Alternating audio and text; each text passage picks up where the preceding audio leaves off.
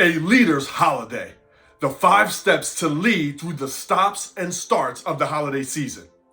Now, you know, like I know, that here in the United States, after Halloween starts the chaos of the holiday season. Employees and employers, customers and clients planning their vacation days, attempting to catch up with people, the canceled meetings, the rescheduled meetings. How do we best lead through this?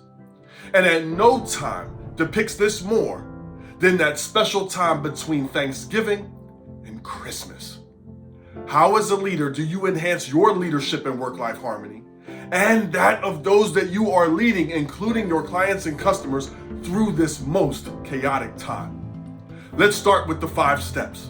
Number 1, know your wins. It is so important that as a leader, as a person in a professional position of leadership, that you know what your wins are going through the holiday season and end of year closeout.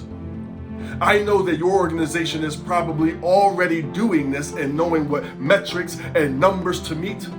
However, for your team, what are some of the deeper wins that will allow you to feel successful as a leader and them to feel successful as employees? If you don't know what they are, how is your team supposed to know what they are?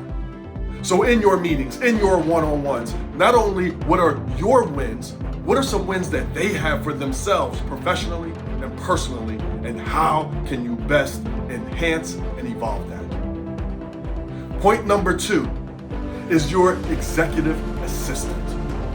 Now, some people within your organization, maybe even you, are lucky enough to have an actual executive assistant to help you with your scheduling, your planning, and such. If you don't, and you're not one of the lucky ones, it's okay. Because we all have an executive assistant, and it's called your phone. No matter what phone you have, I know that there's a calendar app on there. So through the holiday season, it is so imperative to anticipate.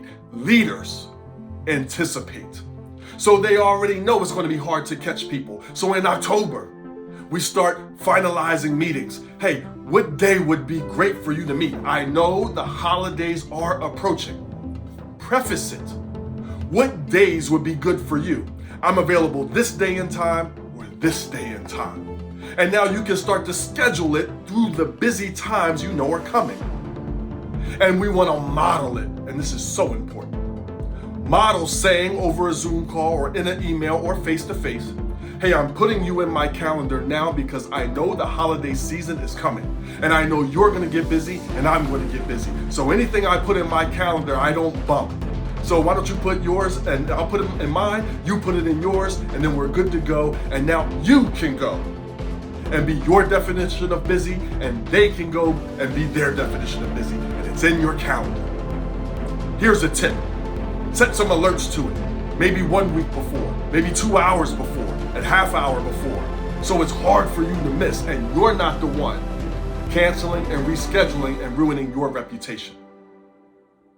Step number 3, the inevitable misses. The inevitable misses you already know because leaders anticipate that people during the holiday season are going to miss meetings. They're going to want to reschedule.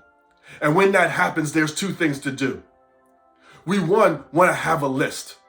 Keep a list there at your desk, whether it's at home or whether you're actually at work, of all of the missed and rescheduled and requested meetings. So many things slip through the crack. There's so much money and opportunity left on the floor after the holiday season. So when you come back after the holidays, you can look at that and see what's checked off and what's not, and there's no cracks slipping. There's nothing slipping through those cracks.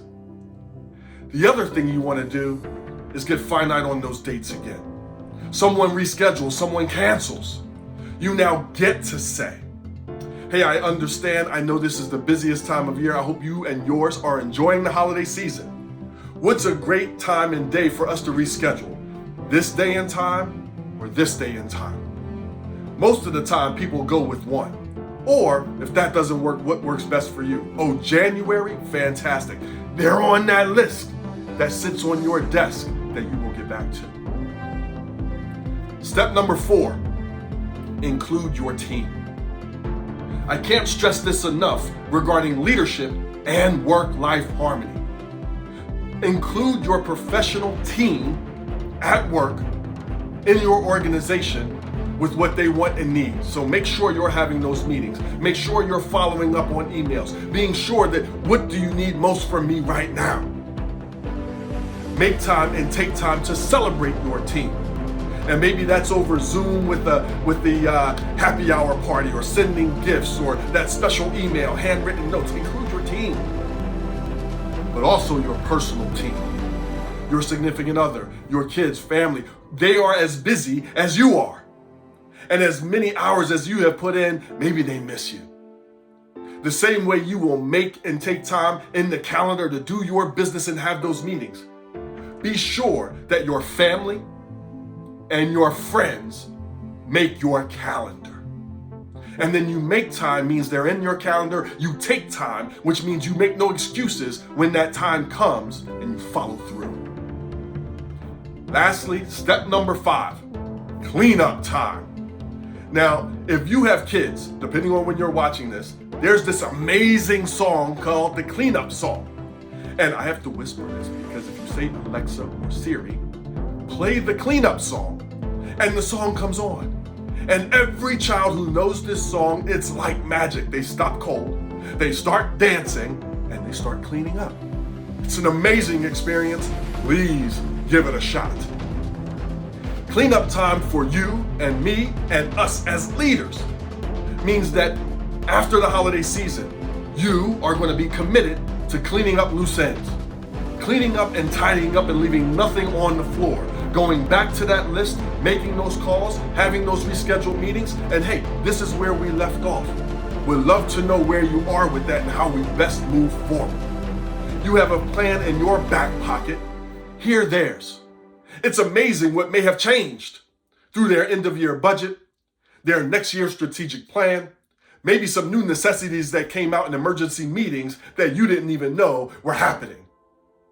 So guys, that is the 5 steps for a leader's holiday. It comes every year. Since we know it's happening, leaders, you will now anticipate it and now have the 5 steps on what the heck to do about it. Guys, if this resonated with you like I hope it did, please take something, if not all of it, and apply it. Because knowing something new without applying that something new will lead to nothing new. If you like this, please check out everything at youevolvingnow.com. That's YOU, evolvingnow.com. And I look forward to you learning more, connecting with me, and allowing me to be of value and of impact to your leaders, your employees, your team, and your organization with my speaking engagements and leadership trainings. Guys, thanks so much. And until next time, enjoy your evolution.